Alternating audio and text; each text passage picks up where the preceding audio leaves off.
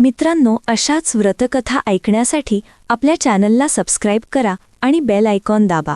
ओम शिवाय नमः. ओम नमो नीलकंठाय. तर मंडळी, पवित्र भारतवर्षाच्या कुशीत वसलेल्या एका छोट्याशा शिवपूर नावाच्या गावात ही कथा घडते, जिथे चहूकडे हिरवीगार शेते आणि मध्यभागी महादेवाचे एक पुरातन दगडी मंदिर होते. त्या मंदिरात नंदाद्वीप अखंड तेवत असे आणि गावकऱ्यांची श्रद्धा त्या पिंडीवर जडलेली होती. याच गावात नामदेव नावाचा एक अत्यंत साधा, भोळा पण कष्टाळू तरुण आपल्या पत्नीसोबत, रुक्मिणीसोबत एका मोडक्या-तोडक्या झोपडीत राहत असे. नामदेवाकडे स्वतःची म्हणायला फक्त एक छोटीशी कोरडवाहू जमीन होती, पण त्याचे मन मात्र ईश्वराच्या भक्तीने ओतप्रोत भरलेले होते. सकाळी सूर्योदयापूर्वी उठून नदीवर स्नान करून तो महादेवाच्या चरणी बेलपत्र अर्पण केल्याशिवाय पाण्याचा थेंबही पीत नसे. पण नशिबाचे खेळ काही वेगळेच होते. सलग 2 वर्षे पाऊस न पडल्यामुळे नामदेवाच्या शेतात काहीच पिकले नाही आणि घरात असलेल्या अन्नाचा साठा हळूहळू संपू लागला. त्याच्या झोपडीत आता फक्त दारिद्र्याचे सावट होते.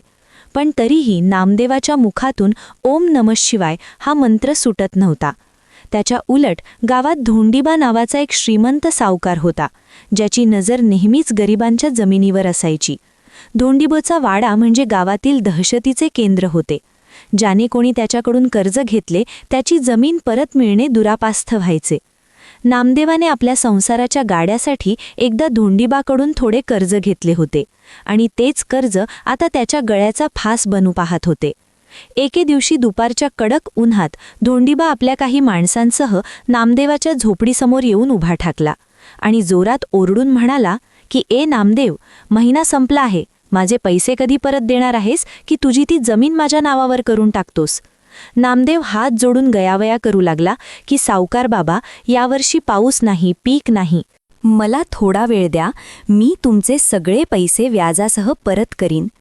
पण धोंडीबाचे मन पाषाणासारखे होते. तो उपहासाने हसून म्हणाला की, "तुझ्या या देवाने तुला आत्तापर्यंत काय दिले?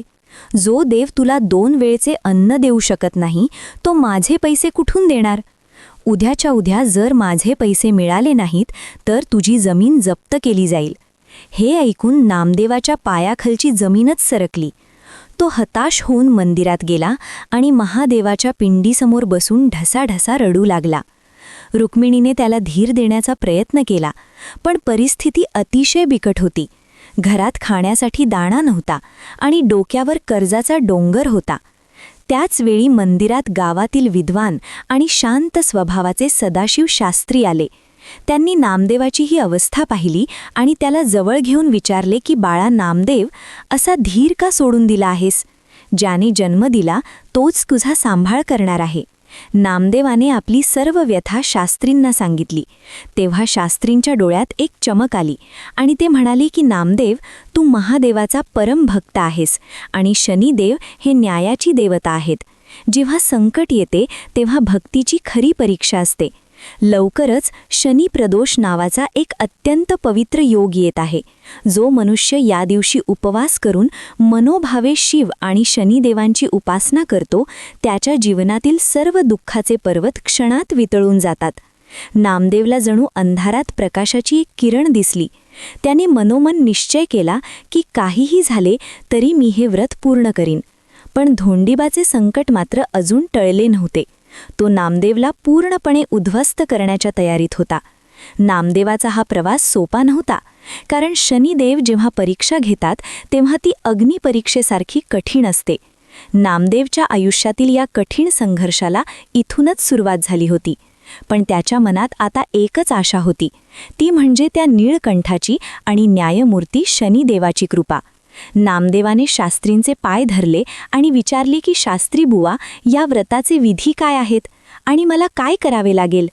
तेव्हा शास्त्रींनी त्याला शांतपणे सांगितले की भक्ती हीच सर्वात मोठी शक्ती आहे.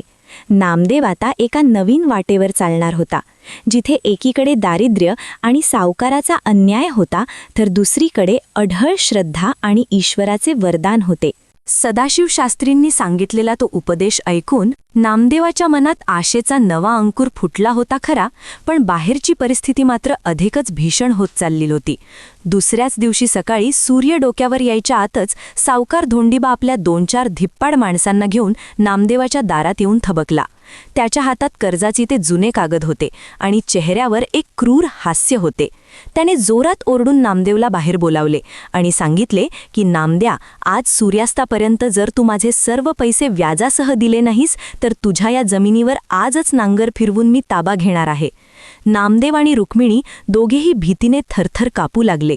रुक्मिणीने पदर पसरून धोंडीबाच्या पायाशी लोळण घेतली आणि विनवणी केली की सावकार बाबा, आमच्यावर एवढी दया करा. हे आमचे एकमेव उदरनिर्वाहाचे साधन आहे. हे गेले तर आम्ही कुठे जाणार? पण धोंडीबाने तिला झिडकारून लावले आणि म्हणाला की गरिबांच्या दयेवर सावकारी चालत नसते. मला माझे पैसे हवेत म्हणजे हवेतच. नामदेवाच्या मनात एकीकडे अपमान आणि दुसरीकडे हतबलता अशा दोन्ही भावनांचा कल्लोळ उठला होता. गावकरी लांबूनच हा तमाशा पाहत होते, पण धोंडीबाच्या दहशतीमुळे कोणीही पुढे येण्याचे धाडस करत नव्हते. नामदेव तसाच धावत महादेवाच्या मंदिरात गेला. तिथे सदाशिवशास्त्री नामजपात मग्न होते. नामदेवाने रडत रडत त्यांना सर्व हकीकत सांगितली. तेव्हा शास्त्रींनी त्याला शांत केले आणि म्हणाले की नामदेव, हे लक्षात ठेव की जेव्हा संकट टोकाला जाते तेव्हाच भगवंताच्या चमत्काराची वेळ जवळ आलेली असते. आजच शनी प्रदोष आहे आणि तुझी खरी परीक्षा आता सुरू होणार आहे. धोंडीबाने तुला जो त्रास दिला आहे त्याचा हिशोब तो निळा सावळा देव नक्कीच मांडेल. तू फक्त तुझ्या व्रतावर आणि भक्तीवर लक्ष केंद्रित कर. नामदेवाने मनोमन ठरवले की आता मागे हटायचे नाही. त्याने दिवसभर उपवास धरला आणि पाणीही न पिता तो महादेवाची सेवा करू लागला.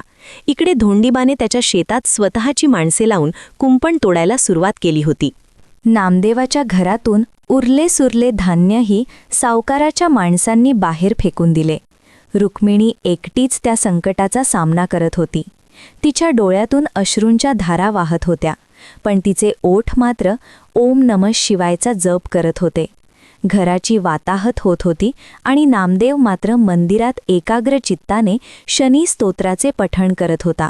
संध्याकाळ होत आली तसा आभाळात काळोख दाटून आला. विजा कडकडू लागल्या आणि वातावरणात एक विचित्र शांतता पसरली. जणू काही निसर्गही एका मोठ्या बदलाची वाट पाहत होता. नामदेवाच्या आयुष्यातील हे सर्वात मोठे संकट होते, कारण त्याच्याकडे ना घर उरले होते ना जमीन. पण त्याच्या मनात आता एकच आशा होती, ती म्हणजे शनिदेवाचा न्याय. धोंडीबाचा गर्व आता त्याच्या नाशाचे कारण ठरणार होता. पण त्याआधी नामदेवाला या दुःखाच्या अग्नीतून तावून सुलाखून निढायचे होते. संपूर्ण शिवपूर गाव आज नामदेवाच्या या संघर्षाच्या साक्षीदार होता. शास्त्रींनी नामदेवाला सांगितले की प्रदोष काळ सुरू झाला आहे. आता तू तुझ्या पूजेला सुरुवात कर.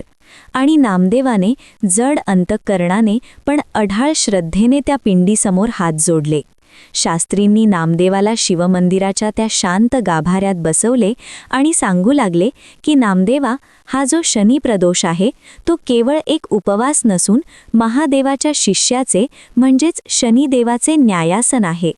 शनिदेव हे स्वतः महादेवाचे परम भक्त आहेत आणि त्यांना सृष्टीच्या न्यायाचे कार्य महादेवांनीच सोपवले आहे. म्हणून जेव्हा शनिवारी प्रदोष तिथी येते तेव्हा केलेली महादेवाची पूजा शनिदेवाला अत्यंत प्रसन्न करते आणि माणसाच्या कर्माची फळे देण्याची त्यांची पद्धत जरी कठोर असली तरी भक्तासाठी ते अत्यंत दयाळू होतात. नामदेवाने डोळे मिटून त्या ज्ञानाचा स्वीकार केला आणि ठरवले की आज मी पूर्ण निष्ठेने या विधींचे पालन करीन.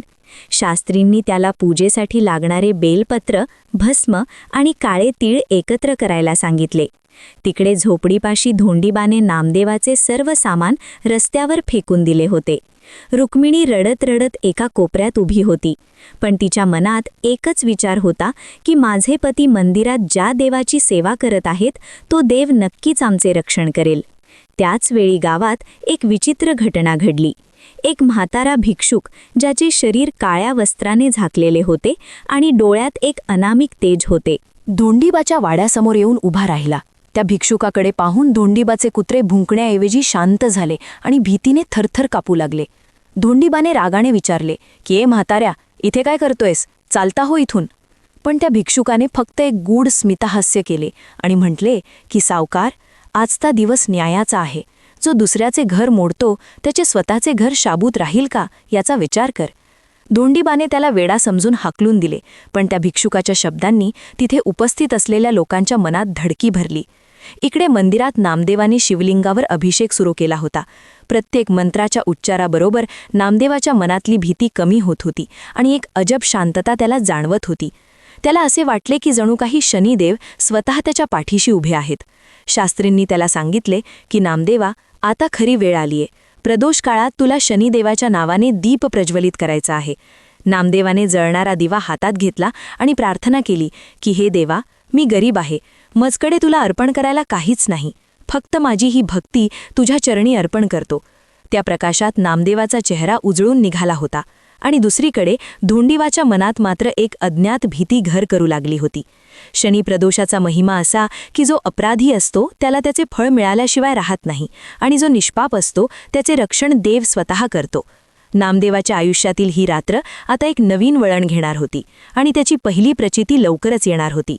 नामदेवाने जेव्हा महादेवाची आरती पूर्ण केली आणि तो जड अंतःकरणाने डोळे उघडून उभा राहिला, तेव्हा त्याला गाभाऱ्याच्या एका अंधाड्या कोपऱ्यात तोच काळ्या वस्त्रातील गूढ भिक्षुक शांतपणे बसलेला दिसला, ज्याला काही वेळापूर्वी धोंडीबाने आपल्या वाड्यासमोरून अपमानास्पदरित्या हाकलून दिले होते. त्या भिक्षुकाचे डोळे एखाद्या निखाऱ्यासारखे तेजस्वी होते आणि त्यांच्याकडे पाहिल्यावर नामदेवला एक विलक्षण मानसिक शांतता जाणवू लागली. भिक्षुक हळू पण खंबीर आवाजात म्हणाला की बाळा नामदेव, तू ईश्वराकडे न्यायाची याचना केली आहेस आणि शनिप्रदोष व्रताचा कठीण संकल्पही सोडला आहेस. पण तुला माहीत आहे का की शनिदेव जेव्हा कोणाची झोळी भरतात त्याआधी ते त्या झोळीची पात्रता तपासून पाहतात. तुझी भक्ती खरी आहे की केवळ संकटातून सुटण्यासाठी केलेला हा एक देखावा आहे, हे आज सिद्ध होईल. नामदेव नम्रपणे हात जोडून म्हणाला की महाराज, मी एक सामान्य आणि अज्ञानी भक्त आहे. माझ्याजवळ ना धन आहे ना ज्ञान. माझ्याकडे आहे ती फक्त या पिंडीवरची अढळ श्रद्धा. आपण सांगा मला काय करावे लागेल.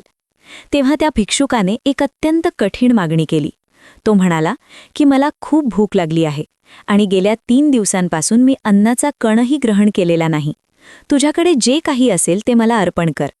नामदेव क्षणभर स्तब्ध झाला, कारण त्याला माहीत होते की धोंडीबाच्या माणसांनी त्याच्या घरातील अन्नाचा शेवटचा दाणाही रस्त्यावर फेकून दिला होता आणि त्याची पत्नी रुक्मिणी स्वतः उपाशीपोटी देवाची प्रार्थना करत होती. तरीही नामदेवाने हार मानली नाही. तो त्या भिक्षुकाला घेऊन आपल्या उद्ध्वस्त झालेल्या झोपडीपाशी पोहोचला. तिथे रुक्मिणी जमिनीवर पडलेले थोडेसे पीठ गोळा करून त्याची एक छोटीशी भाकरी बनवण्याचा प्रयत्न करत होती. नामदेवाने तिला सर्व परिस्थिती सांगितली. रुक्मिणी ही साक्षात अन्नपूर्णाच होती. तिने स्वतःच्या पोटाचा विचार न करता ती शेवटची भाकरी अत्यंत प्रेमाने त्या भिक्षुकाला दिली. तो भिक्षुक ती भाकरी खात असताना नामदेव आणि रुक्मिणीकडे एकटक पाहत होता आणि जसा त्याने शेवटचा घास घेतला तसे वातावरणात एक मोठे परिवर्तन घडू लागले. बाहेर अचानक सोसाट्याचा वारा सुटला आणि विजांचा कडकडाट इतका वाढला की जणू आकाश फाटून जमिनीवर पडणार की काय असे वाटू लागले. त्याचवेळी गावातून एक माणूस धावत आला आणि ओरडून सांगू लागला की धोंडीबा सावकाराच्या वाड्याच्या मुख्य दरवाजावर वीज कोसळली आहे आणि त्याच्या तिजोरीला आग लागली आहे. हे ऐकून गावात एकच खळबळ उडाली. पण नामदेवाच्या झोपडीसमोर उभा असलेला तो भिक्षुक मात्र शांतपणे हसत होता. त्याने नामदेवाच्या डोक्यावर हात ठेवला आणि म्हटले की नामदेव, तू तुझ्या आयुष्यातील सर्वात मोठी परीक्षा उत्तीर्ण झाला आहेस. ज्याने स्वतः उपाशी राहून अतिथीची भूक भागवली त्याचा कैवारी साक्षात महादेव आणि शनिदेव होतात. बघता बघता तो भिक्षुक एका प्रकाशाच्या झोतात लुप्त झाला आणि तिथे केवळ चंदनाचा सुगंध उरला. नामदेवला कळून चुकले की ही दुसरी तिसरी कोणी नसून स्वतः शनिदेवांची लीला होती. पण संकट अजून पूर्णपणे टळले नव्हते, कारण धोंडीबाचा क्रोध आता शिखरावर पोहोचला होता. त्याने असा आरोप केला की नामदेवाने मंदिरात बसून काहीतरी काळी जादू केली आहे, ज्यामुळे त्याच्या वाड्यावर वीज कोसळली. धोंडीबाने गावच्या पंचांना बोलावले आणि नामदेवाला गावकुसाबाहेर काढण्याची किंवा त्याला देहदंडाची शिक्षा देण्याची मागणी केली. रात्रीचा प्रहर वाढत होता आणि शनिप्रदोषाची ती रात्र आता एका निर्णायक वळणावर आली होती. नामदेव आणि रुक्मिणी आता देवाच्या नावाचा जप करत धोंडीबाच्या क्रोधाला सामोरे जाण्यासाठी तयार होते. पण त्यांच्या मनात आता भीती नव्हती, कारण त्यांना माहीत होते की ज्यांच्या पाठीशी शनिदेव उभे राहतात त्यांचे कोणीही वाकडे करू शकत नाही. गावातील लोक आता 2 गटात विभागले गेले होते. काही जण नामदेवाला दैवी शक्ती मानू लागले होते, तर काही जण धोंडीबाच्या भीतीने गप्प होते. अशा प्रकारे नामदेवाच्या जीवनातील ही अग्निपरीक्षा आता एका नवीन अध्यायाकडे सरकत होती. धोंडीबा सावकाराच्या वाड्यावर वीज कोसळल्याची बातमी वाऱ्यासारखी पसरली आणि अख्खं गाव तिथे जमा झालं. धोंडीबा रागाने लाल बुंद होऊन ओरडत होता की हा सगळा त्या भिकारी नामदेवाचा आणि त्याच्या काळ्या जादूचा प्रताप आहे. त्याने मंदिरात बसून माझ्या विनाशाचा कट रचला आहे. धोंडीबाने लगेच गावच्या पंचांची सभा बोलावली आणि भर चौकात नामदेवाला ओढत आणण्याचे आदेश दिले. नामदेव आणि रुक्मिणी शांतपणे त्या सभेसमोर उभे राहिले. त्यांच्या चेहऱ्यावर कोणतीही भीती नव्हती, तर एक प्रकारचे दैवी तेज होते. पंचांनी विचारले की नामदेव, सावकाराचा आरोप आहे की तू काहीतरी अघोरी विधी करून त्यांच्या संपत्तीचे नुकसान केले आहेस. तुझे काय म्हणणे आहे? नामदेव नम्रपणे म्हणाला की पंचमहोदय, मी फक्त माझ्या ईश्वराची भक्ती करत होतो. मी कोणत्याही व्यक्तीचे वाईट चिंतले नाही. जो न्याय झाला आहे तो त्या शनिदेवाचा आहे, ज्याने गरिबांच्या जमिनी हडपल्या आणि लेकराबाळांच्या तोंडचा घास हिरावला. त्याचे फळ त्याला ईश्वराने दिले आहे. हे ऐकताच धोंडीबाचा राग अनावर झाला आणि त्याने एका हातातील काठी नामदेवावर उगारली. पण चमत्कार असा झाला की जशी त्याने काठी उचलली तसा त्याच्या हाताला एक जोराचा झटका बसला आणि ती काठी त्याच्याच पायावर पडली. धोंडीबा वेदनेने विव्हळू लागला. गावात एकच शांतता पसरली. त्याचवेळी गर्दीतून एक सामान्य वाटणारा पण प्रभावशाली व्यक्ती पुढे आली, ज्याने साध्या शेतकऱ्याचा वेश घातला होता. त्याने पंचांना सांगितले की न्याय हा पुराव्यावर चालतो. जर नामदेव अपराधी असेल तर त्याला शिक्षा द्या, पण जर तो निष्पाप असेल आणि त्याचे रक्षण साक्षात निसर्ग करत असेल तर सावकाराने त्याचे पाय धरून माफी मागायला हवी. धोंडीबाने त्या माणसाकडे संतापाने पाहिले, पण त्या माणसाच्या डोळ्यांतील तीक्ष्णता पाहून तो गप्प बसला. ही नामदेवाच्या धैर्याची पहिली मोठी कसोटी होती, कारण त्याला माहीत होते की इथून पुढे त्याचा संघर्ष अधिक कठीण होणार आहे. पंचांनी शेवटी निर्णय दिला की नामदेवाला आजची रात्र त्या पडक्या झोपडीतच काढावी लागेल आणि जर उद्या सकाळपर्यंत सावकाराचे नुकसान भरून निघाले नाही तर नामदेवला गाव सोडावे लागेल. नामदेवाने हा अन्यायकारक निर्णयही मोठ्या धैर्याने स्वीकारला. रुक्मिणीने त्याला विचारले की आता आपण काय करणार? तेव्हा नामदेव म्हणाला की रुक्मिणी, शनिप्रदोष व्रताची ताकद अजून संपलेली नाही. ज्या देवाने आपल्याला आत्तापर्यंत साथ दिली तो उद्याची सकाळ नक्कीच उजळवेल. त्या अनोळखी शेतकऱ्याने नामदेवाकडे पाहून एक अर्थपूर्ण स्मेहास्य केले आणि तो गर्दीत कुठेतरी नाहीसा झाला. नामदेवच्या मनात आता संकटाची नाही तर ईश्वरी सत्तेची जाणीव प्रबळ होत होती. त्याने त्या रात्री झोपडीच्या उघड्या छताखाली बसून पुन्हा एकदा महादेवाचे ध्यान धरले आणि शनिदेवाच्या न्यायाची प्रतीक्षा करू लागला. ती रात्र म्हणजे नामदेवाच्या आयुष्यातील काळ रात्रच ठरली. विजांच्या कडकडाटात आणि मुसळधार पावसात संपूर्ण शिवपूर गाव थरथरत होते आणि अचानक गावात एक विचित्र हाहाकार माजला. गावकऱ्यांच्या गोठ्यातील गुरेढोरे एकामागोमाग एक जमिनीवर कोसळू लागली. हे पाहून गावकरी धास्तावले आणि सर्वांना असे वाटले की नामदेवाच्या तथाकथित काळ्या जादूचा हाच तो परिणाम आहे. धोंडीबाने या परिस्थितीचा फायदा घेत पुन्हा एकदा लोकांना भडकवले की हा पहा नामदेवाचा खरा चेहरा. याने स्वतःच्या फायद्यासाठी संपूर्ण गावाला संकटात टाकले आहे. नामदेवाच्या पडक्या झोपडीतही पावसाचे पाणी शिरले होते आणि त्याची पत्नी रुक्मिणी थंडीने आणि भुकेने व्याकुळ झाली होती. इतक्यात नामदेवाचा लहान मुलगा, जो आधीत अशक्त होता, तो अचानक तापाने फणफणला आणि बेशुद्ध पडला. घरात ना औषध होते ना अन्नाचा कण. नामदेव आपल्या मुलाला कुशीत घेऊन देवाचा धादा करत होता, पण आज जणू आकाशही त्याच्यावर कोपले होते. रुक्मिणी रडत रडत म्हणाली की अहो, आपण काय पाप केले की देवाने आपल्याला या स्थितीत आणून सोडले? धोंडीबानी संधी साधून आपल्या माणसांना पाठवले आणि नामदेवाला त्या वादळातच झोपडीबाहेर ओढायला लावले. नामदेवाचे कुटुंब भर पावसात रस्त्यावर आले.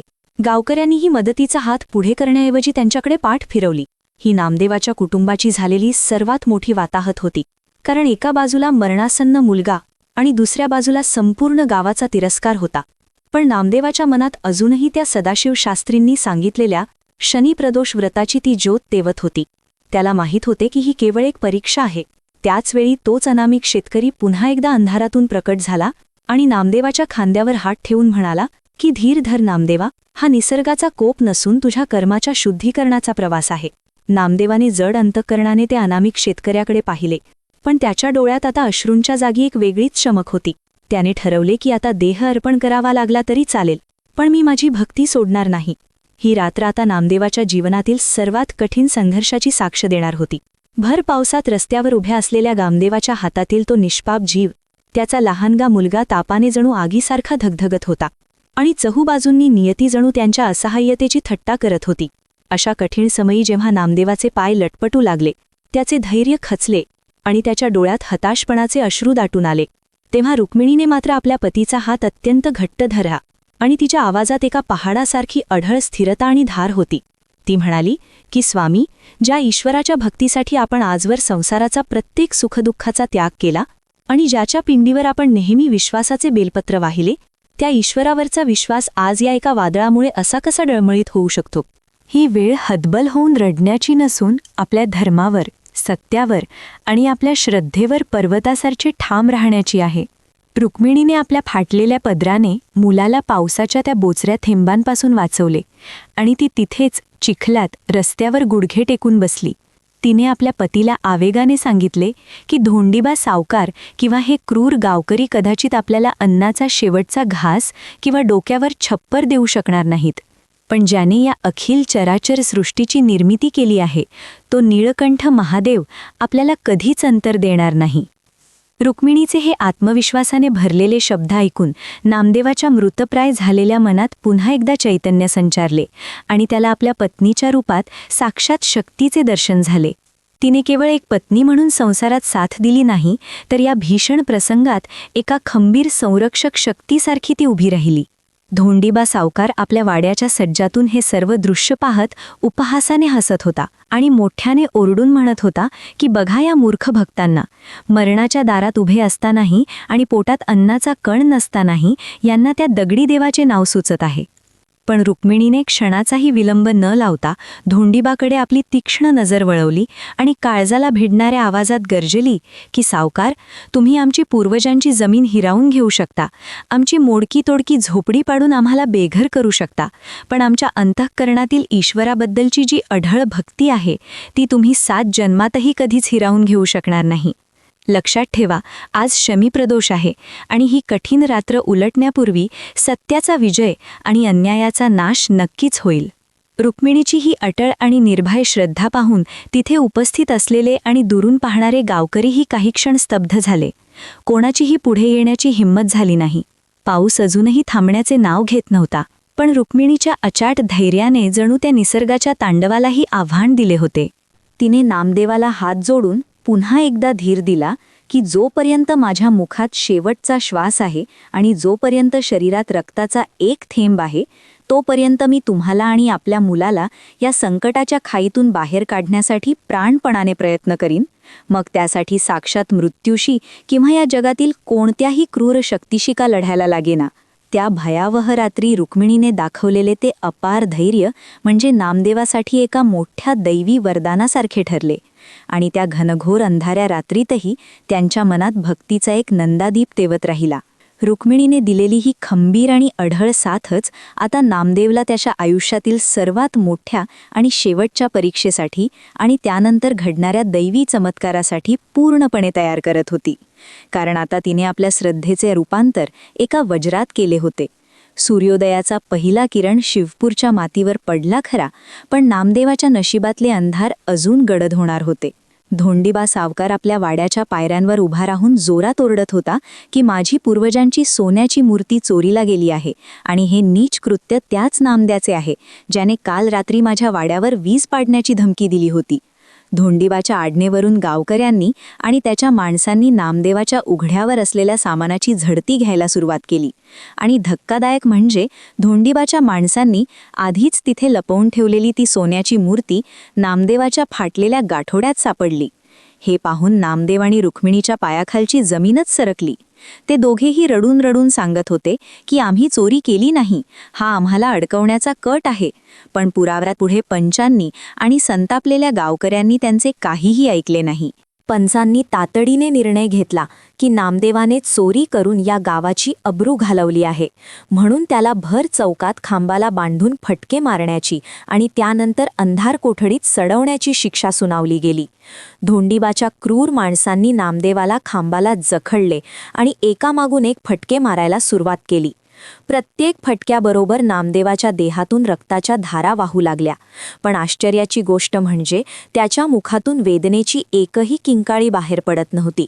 तो फक्त डोळे मिटून अत्यंत शांतपणे ओम नमः शिवाय आणि जय शनिदेव या मंत्रांचा जप करत होता. त्याच्या पाठीवर उमटलेला प्रत्येक वळ जणू त्याच्या भक्तीची साक्ष देत होता.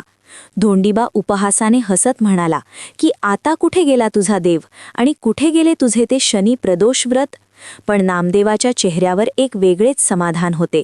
त्याला माहीत होते की शनिदेव जेव्हा कोणाची परीक्षा घेतात तेव्हा ती अशाच प्रकारे शरीर आणि मन दोन्ही तोडून टाकणारी असते. रुक्मिणी हताश होऊन मंदिराच्या पायऱ्यांवर डोकं आपटून ईश्वराला साकडं घालत होती. अखेर शुद्ध हरपलेल्या नामदेवाला रक्ताळलेल्या अवस्थेतच ओढत नेऊन गावच्या जुन्या काळकोठडीत फेकून देण्यात आले. तिथे ना प्रकाश होता ना अन्नाचा कण, पण नामदेवाच्या मनात मात्र शनी प्रदोषाची ती ज्योत अजूनही तेवत होती. त्याला जाणीव होती की ही शिक्षा त्याच्या चोरीची नसून त्याच्या आयुष्यातील सर्वात मोठ्या चमत्काराची पूर्वतयारी आहे आणि अन्यायाचा हा घडा आता पूर्ण भरला आहे.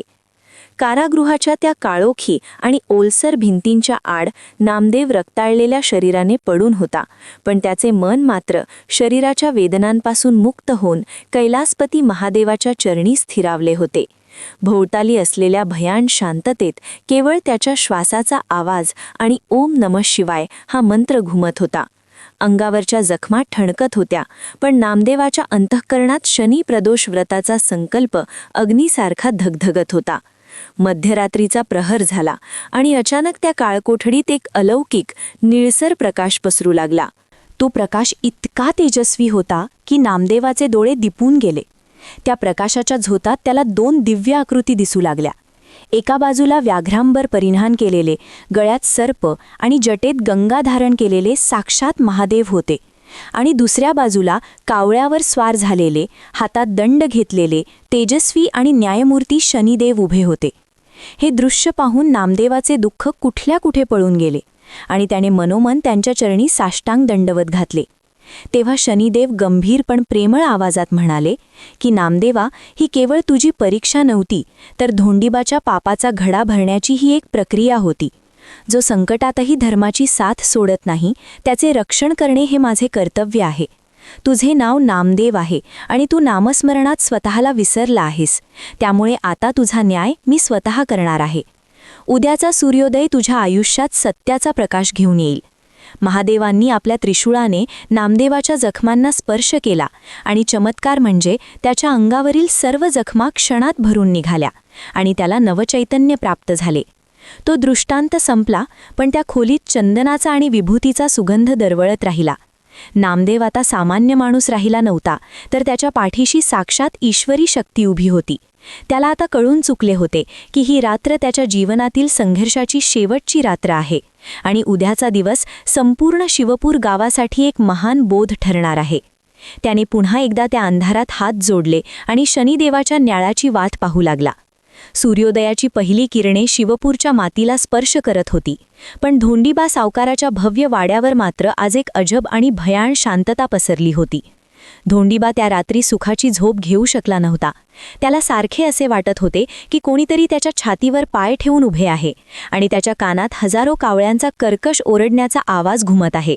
सकाळी उठून जेव्हा त्याने आरशात स्वतःचा चेहरा पाहिला तेव्हा त्याला आपलाच चेहरा ओळखून येत नव्हता. त्याचे डोळे रक्तासारखे लाल झाले होते आणि अंगावर काळे निळे चट्टे उमटले होते. तो घाबरून बाहेर आला तेव्हा त्याच्या लक्षात आले की ज्या तिजोरीत त्याने नामदेवाला अडकवण्यासाठी वापरलेली ती सोन्याची मूर्ती आणि लोकांच्या हडपलेल्या जमिनींचे कागदपत्रे ठेवली होती, त्या तिजोरीतून काळ्या धुराचे लोट बाहेर येत आहेत. त्याने घाईघाईने तिजोरी उघडली आणि पाहत राहिला, तर आत सोन्याच्या ऐवजी केवळ राख आणि कोळसा उरला होता. धोंडीबाचे पाय लटपटू लागले. तो ओरडून आपल्या माणसांना बोलावू लागला, पण आश्चर्याची गोष्ट म्हणजे त्याचे नोकर आणि जवळचे मानले जाणारे लोकही आज त्याच्याकडे पाहून भीतीने लांब पळत होते. त्याचवेळी गावातील लोकांनी पाहिले की धोंडीबाच्या वाड्याच्या ज्या भव्य भिंतीवर त्याला खूप गर्व होता, त्या भिंतींना आपोआप मोठे तडे जात होते आणि जणू काही अदृश्य शक्तीने त्या वाड्याचा पायाच हलवून टाकला होता. धोंडीबाच्या मनात आता मरणाची भीती घर करू लागली होती. त्याने पाहिले की वाड्याच्या अंगणात तोच काळ्या वस्त्रातला भिक्षुक शांतपणे उभा राहून त्याच्याकडे पाहून उपहासाने हसत आहे. धोंडीबा रागाने आणि भीतीने थरथरत त्या भिक्षुकावर धावून गेला, पण जसा तो जवळ पोहोचला तसा तो भिक्षुक अदृश्य झाला आणि तिथे फक्त एक मोठा कावळा ओरडत उडून गेला. धोंडीबाच्या अंगात विलक्षण दाह होऊ लागला, जणू काही त्याच्या शरीराचे रक्ताचे पाणी होत होते. त्याने ज्या हाताने नामदेवाला मारले होते तो हात आता पूर्णपणे सुन्न झाला होता. त्याला आठवले सदाशिव शास्त्रींचे ते शब्द की शनिदेव जेव्हा न्याय करतात तेव्हा तो कोणालाही सोडत नाहीत. सावकाराची ही अवस्था पाहून गावकड्यांमध्ये दबक्या आवाजात चर्चा सुरू झाली की हा नक्कीच त्या सात्विक नामदेवावर केलेल्या अन्यायाचा परिणाम आहे. धोंडीबाच्या वाड्याच्या छताची कौले एक एक करून खाली पडू लागली. जणू काही तो वाडा नामदेवाच्या आणि रुक्मिणीच्या तळतळाटाने जळून खाक होत होता. धोंडीबा आता वाड्याबाहेर रस्त्यावर लोळण घेऊ लागला. त्याला साधे पाणी पिणेही कठीण झाले होते, कारण प्रत्येक पात्रात त्याला फक्त राखच दिसत होती. शनिदेवाचा कोप अशा प्रकारे कोसळला होता की धोंडीबाची सर्व सत्ता, संपत्ती आणि अहंकार मातीत मिसळला होता. पण तरीही त्याचा गर्व त्याला सत्य स्वीकारू देत नव्हता. तो अजूनही ओरडत होता की हे सगळं नामदेवाच्या जादूमुळे होत आहे. पण सत्याचा प्रकाश आता गावातील लोकांच्या डोळ्यात पडू लागला होता आणि धोंडीबाचा हा विनाश म्हणजे केवळ सुरुवातीचा भाग होता. कारण ज्यांनी अन्यायाचा मार्ग निवडला त्यांना आता कर्माची फळे भोगण्यावाचून पर्याय उरला नव्हता. नामदेवाच्या भक्तीचे फळ आणि धोंडीबाच्या पापाचा दंड आता सर्वांसमोर स्पष्ट झाला होता. शिवपूरच्या त्या मातीत आता न्यायाची नवी पहाट होण्याची वेळ जवळ आली होती. सूर्यदेव पूर्णपणे माथ्यावर आले तशी शिवपूरच्या ग्रामपंचायतीची तातडीची सभा भरली. पण यावेळचे वातावरण कालच्या सभेपेक्षा अगदी उलट होते. धोंडीबा सावकाराची ती दयनीय अवस्था आणि त्याच्या वाड्याची झालेली पडझड पाहून अख्खं गाव भीतीने आणि आश्चर्याने थक्क झालं होतं. त्याचवेळी धोंडीबाचा जो माणूस नामदेवाच्या गाठोड्यात चोरीची मूर्ती ठेवण्यासाठी गेला होता तो थरथर कापत आणि रडत रडत भर सभेत धावत आला आणि पंचांच्या पायावर डोकं टेकवून ओरडू लागला की मला वाचवा. काल रात्रीपासून मला भयानक स्वप्ने पडत आहेत आणि साक्षात शनिदेव मला दंड द्यायला उभे आहेत असे वाटते. त्याने सर्वांसमोर कबुली दिली की नामदेव निष्पाप आहे आणि सावकाराच्या सांगण्यावरूनच त्याने ती मूर्ती तिथे लपवली होती. हे ऐकताच गावकऱ्यांच्या पायाखालची जमीन सरकली आणि ज्या हातांनी नामदेवाला खांबाला बांधले होते ते हात आता पश्चातापाने थरथरू लागले. पंच आणि गावकऱ्यांचा मोठा ताफा तातडीने गावच्या त्या काळकोठडीकडे धावला. तिथला दरवाजा उघडताच सर्वांना धक्का बसला, कारण काल ज्या नामदेवाला रक्ताळलेल्या अवस्थेत आत फेकले होते तो नामदेव आज एका तेजस्वी योग्यासारखा शांत बसून ध्यान करत होता. त्याच्या अंगावर जखमीची एक साधी खूणही नव्हती आणि त्याच्या अवतीभोवती एक दैवी सुगंध दरवळत होता. पंचांनी नामदेवाची माफी मागितली आणि त्याला मोठ्या सन्मानाने बाहेर आणले. रुक्मिणी धावत येऊन पतीच्या पाया पडली आणि तिच्या डोळ्यांतून वाहणारे अश्रू आज आनंदाची साक्ष देत होते. गावकऱ्यांनी नामदेवाची गावातून मिरवणूक काढली आणि ज्यांनी त्याला चोर म्हटले होते तेच लोक आता त्याच्या चरणांची धूळ कपाळाला लावत होते. नामदेव मात्र या सगळ्यात अलिप्त होता. त्याने सरळ महादेवाच्या मंदिराकडे प्रयाण केले आणि तिथे साक्षात दंडवत घालून शनिदेवाच्या न्यायाचा जय जयकार केला. नामदेवाची निर्दोष मुक्तता ही केवळ एका भक्ताचा विजय नव्हता, तर ते शनिप्रदोष व्रताच्या शक्तीचे जिवंत उदाहरण होते. आणि आता शिवपूर गाव एका नवीन अध्यायाचा साक्षीदार होणार होते, जिथे भक्तीचा महिमा सर्वश्रेष्ठ ठरला होता. नामदेवाने महादेवाच्या गाभाऱ्यात प्रवेश केला तेव्हा संपूर्ण मंदिर भक्तांच्या गर्दीने फुलून गेले होते. त्याच्या चेहऱ्यावरील ते सात्विक तेज पाहून प्रत्येकाचे मस्तक नतमस्तक झाले होते. सदाशिव शास्त्रींनी नामदेवाला सांगितले की आज शनिप्रदोष व्रताचा शेवटचा आणि सर्वात महत्त्वाचा प्रहर आहे. तू तुझी ही भक्ती पूर्णत्वास नेण्यासाठी महादेवाचा आणि शनिदेवाचा विधीपूर्वक अभिषेक कर. नामदेवाने अत्यंत भक्तिभावाने काळे तीळ, बेलपत्र, शमीची पाने आणि गायीचे दूध अर्पण करून पूजेला सुरुवात केली. जसा त्याने नमो नीलग्रीवाय आणि शनिस्तोत्राचा जयघोष केला तसे मंदिराच्या गाभाऱ्यात एक प्रचंड ऊर्जेचे वलय निर्माण झाले. याचवेळी बाहेरून एक करुड किंकाळी ऐकू आली. लोकांनी पाहिले तर धोंडीबा सावकार, जो एकेकाळी गर्वाने जमिनीवर पाय ठेवत नसे, तो आज चिखलात लोळत अंगावरच्या जखमांनी विव्हळ रांगत रांगत मंदिराच्या पायऱ्यांपर्यंत पोहोचला होता. त्याच्या अंगात आता उभे राहण्याचेही त्राण उरले नव्हते. त्याने हात जोडून आणि रडत रडत नामदेवाला हाक मारली की नामदेवा, मला क्षमा कर. मी तुझ्यावर आणि तुझ्या कुटुंबावर खूप अन्याय केला आहे. शनिदेवाचा हा कोप आता मी सहन करू शकत नाही. नामदेवाचे मन अत्यंत विशाल होते. त्याने धोंडीबाला उठवले आणि सांगितले की सावकार, तुम्ही माझी नाही तर त्या ईश्वराची माफी मागा, कारण फळ तोच देतो. नामदेवाने पूजेचा तीर्थ धोंडीबाच्या अंगावर शिंपडले आणि एक विलक्षण चमत्कार घडला. धोंडीबाच्या शरीराचा दाह शांत झाला आणि त्याच्या अंगावरचे काळे डाग हळूहळू नाहीसे होऊ लागले. पण त्याच क्षणी मंदिराच्या कळसातून एक प्रकाश किरण थेट शिवलिंगावर आणि तिथल्या शनिमूर्तीवर पडला आणि सर्वांच्या डोळ्यांदेखत मूर्ती स्मितहास्य करत असल्याचा भास झाला. मंदिरात अचानक चंदनाचा वर्षाव होऊ लागला आणि जो पाऊस गाव उद्ध्वस्त करायला आला होता तोच पाऊस आता सुवर्ण जलासारखा शेतात पडू लागला. वाळलेली शेते क्षणात हिरवीगार झाली आणि नदीला पुन्हा पाणी आले. लोकांनी या चमत्काराचा अनुभव घेताच एकच जल्लोष केला की जय भोलेनाथ, जय शनिदेव. नामदेवाचे हे व्रत अशा प्रकारे सिद्ध झाले की केवळ त्याचेच दुःख दूर झाले नाही तर संपूर्ण गावाचे कल्याण झाले. धोंडीबाने त्याच क्षणी शपथ घेतली की तो आपली सर्व संपत्ती गरिबांच्या कल्याणासाठी खर्च करेल. शनिप्रदोषाच्या या महान कथेचा हा निर्णायक चमत्कार म्हणजे कर्माच्या फळाचा आणि भक्तीच्या विजयाचा जिवंत पुरावा होता. शास्त्रींनी नामदेवाचा गौरव केला आणि सांगितले की तुझी ही कथा युगायुगे भक्तांना मार्गदर्शन करत राहील. शिवपूरच्या त्या पावन भूमीवर आता सुखाचा काळ अवतरला होता आणि नामदेवाच्या पडक्या झोपडीचे रूपांतर एका सुंदर टुमदार घरामध्ये झाले होते. पण नामदेवाचा स्वभाव मात्र अजूनही तसाच विनम्र आणि भक्तिपूर्ण होता. ज्या शेतात एकेकाळी धूळ उडत होती तिथे आता डोलणारी हिरवीगार पिके पाहून गावातील लोकांच्या डोळ्यांचे पारणे फेटत होते. नामदेवाचा मुलगा जो मृत्यूच्या दारातून परत आला होता तो आता पूर्णपणे निरोगी होऊन बाळगोपाळांसह आनंदाने खेळत होता आणि रुक्मिणीच्या चेहऱ्यावर आता चिंतेची एकही लकीर उरली नव्हती, कारण तिच्या अढळ श्रद्धेचा विजय साक्षात जगाने पाहिला होता. धोंडीबा सावकाराने आपला शब्द पाळत नामदेवाची जमीन तर परत केलीच, पण गावातील इतर ज्या गरिबांच्या जमिनी त्याने बळकावल्या होत्या त्या सर्वांना त्यांचे हक्क पुन्हा मिळवून दिले. आणि तो स्वतः आता मंदिराची स्वच्छता करण्यात आपला वेळ घालवू लागला होता, कारण त्याला कळून चुकले होते की संपत्तीपेक्षा सत्कर्म आणि ईश्वराची भीती मोठी असते. गावातील प्रत्येक घरात आता शनिप्रदोष व्रताचा महिमा गायला जाऊ लागला आणि प्रत्येक शनिवारी शिवमंदिरात भक्तांची मांदियाळी जमू लागली. लोक आता एकमेकांना मदत करू लागले होते आणि गावातून अन्याय, द्वेष आणि अहंकार पूर्णपणे नष्ट झाला होता. नामदेवाने आपल्या प्रगतीचा वापर स्वतःच्या सुखासाठी न करता गावातील लोकांसाठी एक धर्मशाळा बांधली, जिथे येणाऱ्या जाणाऱ्या वाटसरूंना आणि भिक्षुकांना अन्नदान केले जात असे. सदाशिव शास्त्रींनी नामदेवाला सांगितले की बाळ नामदेव, तुझा हा उत्कर्ष केवळ तुझा नसून तुझ्या संयमाचा आणि शनिदेवाप्रतीच्या विश्वासाचा हा विजय आहे, कारण जो मनुष्य कठीण काळातही धर्माचा मार्ग सोडत नाही त्याला शनिदेव राजाचे ऐश्वर्य प्राप्त करून देतात.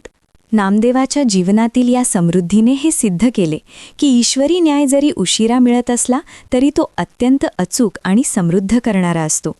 रुक्मिणी आणि नामदेव आता दर प्रदोषकाळी शिव आणि शनिदेवांची सामूहिक पूजा आयोजित करू लागले, ज्यामुळे शिवपूर गावाचे नाव दूर दूरपर्यंत भक्तीचे गाव म्हणून प्रसिद्ध झाले आणि शनिदेवाच्या न्यायाचा हा महिमा गावोगावी पसरला. नामदेवाच्या आयुष्यातील हा सुवर्णकाळ केवळ त्याच्या कर्माचे फळ नव्हते, तर ते येणाऱ्या पिढ्यांसाठी एक प्रेरणादायी धडा होता की सत्याचा मार्ग कितीही काट्याकुट्यांचा असला तरी शेवटी तो सुखाच्या महालाकडेच नेतो. शिवपूर गाव आता केवळ एक साधे गाव राहिले नव्हते, तर ते शनिप्रदोष व्रताच्या शक्तीचे एक जिवंत प्रतीक बनले होते.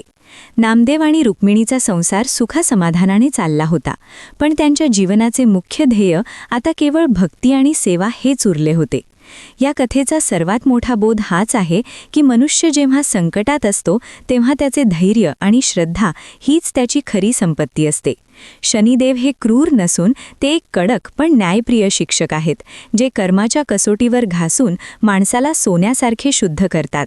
ज्याप्रमाणे नामदेवाने उपासमार, अपमान आणि कारावास भोगला पण शनिदेवावरील विश्वास ढळू दिला नाही, त्याचप्रमाणे जो भक्त खऱ्या मनाने आणि शुद्ध आचरणाने शनिप्रदोषाचे व्रत करतो त्याचे ग्रहमान कितीही प्रतिकूल असले तरी महादेव आणि शनिदेव त्याच्या पाठीशी खंबीरपणे उभे राहतात. या व्रताच्या प्रभावाने गरिबी दूर होते, अकारण येणारी संकटे टळतात, शत्रूंवर विजय मिळतो आणि आयुष्यात अढळ शांती लाभते. नामदेवाच्या या गाथेने जगाला हे शिकवले की अन्याय करणाऱ्या धोंडीबासारख्याचा अंत हा निश्चित असतो आणि सत्याची कास धरणाऱ्या नामदेवाचा विजय अटळ असतो. कथेच्या शेवटी असे म्हटले जाते की जो कोणी ही कथा श्रवण करेल किंवा पठण करेल त्याला शनिदेवाच्या 7.5चा त्रास जाणवणार नाही आणि त्याचे घर सदैव धान्य आणि धनाने भरलेले राहील. नामदेव आणि रुक्मिणीने अनेक वर्षे ही परंपरा चालवली आणि शेवटी ते ईश्वराच्या चरणी लीन झाले. पण त्यांची ही प्रेरणादायी कथा आजही शिवपूरच्या कणाकणात घुमत आहे. म्हणून श्रद्धा ठेवा, कारण जो नीलकंठाचा भक्त असतो त्याला शनी कधीही पीडा देत नाही, तर त्याचे रक्षण करतो. बोला जय भोलेनाथ, जय शनिदेव. तर मंडळी, कशी वाटली आजची ही शनिप्रदोष महागाथा? कथेचा शेवट पाहून एक गोष्ट तर नक्की कळाली असेल की भक्तीमध्ये शॉर्टकट नसतो, पण रिझल्ट मात्र नक्की असतो. अशाच भावपूर्ण आणि रंजक कथांसाठी तुमच्या लाडक्या सात्विक मराठी चॅनलला नक्की सबस्क्राईब करा. व्हिडिओ आवडला असेल तर लाईक करा आणि आपल्या मित्रपरिवारासोबत शेअर करायला विसरू नका. शेवटी पुण्य वाटल्यानेच वाढतं, नाही का? चला तर मग सबस्क्राईबचं बटन दाबून ठेवा, कारण देवाचे आशीर्वाद आणि आमचे पुढचे अपडेट्स दोन्ही अगदी